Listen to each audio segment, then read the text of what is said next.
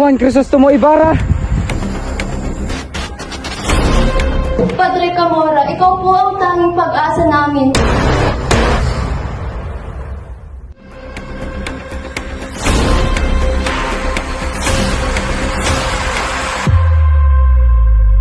Hindi nararapat pang mabuhay ang maruming babaeng katulad ko.